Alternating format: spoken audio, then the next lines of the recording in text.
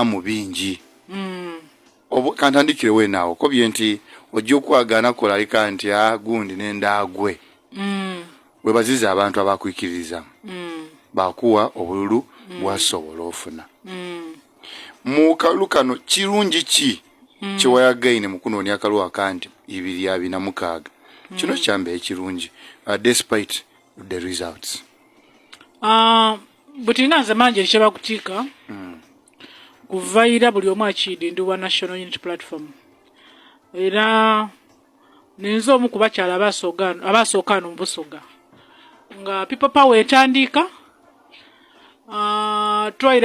twaira mu National Unity Platform ekibiina nga kitandika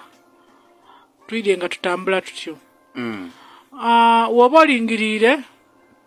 performance yange y'omukuzi guno yandaze nti besides ekibiina zenaani n'abandikiririzaamu ng'omuki ng'omuntu because obululu omutwalo n'ekintu kitegeeza kinene ng'oviire ku bino bye baakola olw'okuba bali benda baseesoweeni alemu ab'okumpi aye abantu bandaga nti besides ekibiina tusobola osigala niiwe kubanga ebyaliwo ni bino bwe twamala okubita mu kalulu akakaawa that was 2021 mu Busoga nabitamu omubaka mulala wa National Unity Platform nafuna obukalubirivu bw'amaani nga nina okuzimba ekibiina actually nali wano omubaka mulala for 3 years nga abandi bakali tujoininga kuba bamwiru babatuwa batujoininga ng'ebiseera bikoze eki luvainuma ino aye nali wongo omukazi nga ndi muvumu ate nga activities d'ekibiina nditambuza nga butimu nkikola ekitegeeza amaani ganga gasinga nagata mu kuzimba kibiina nagata ino mu kuzimba kibiina nga ndikwenda tuzimba ekibiina wabeewo foundation ey'amaani esobola okutunweza nga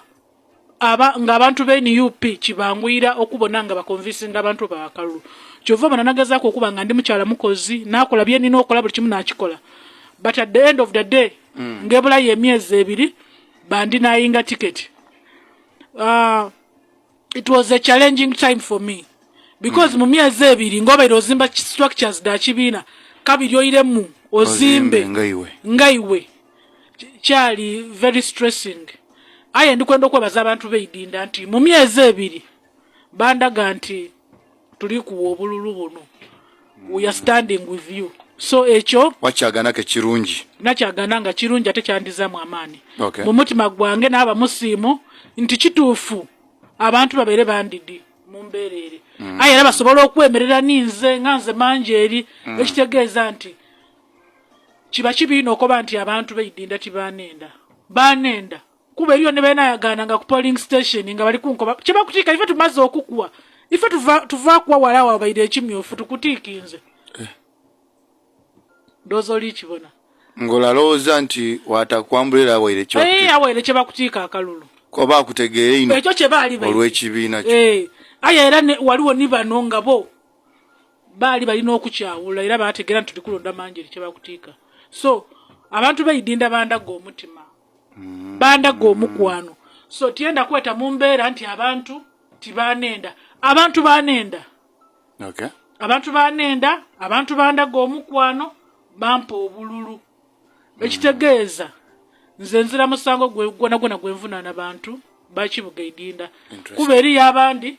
nti abantu bankola bati n'abakolera kino n'akola kino era nze ni ku services dange deni neza kyenjatolawo awo tujotuuka buli kimu kijasigalawo because nzira musango gwembavunaana bo bambeererawo eza muntu waidinda yavaayo nti akube Manjeeri nti ayogere kino aye ab'ekibiina kyange n'abavaayo okunkuba so nze nzira musango gwembavunaana kale Honorable Manjeeri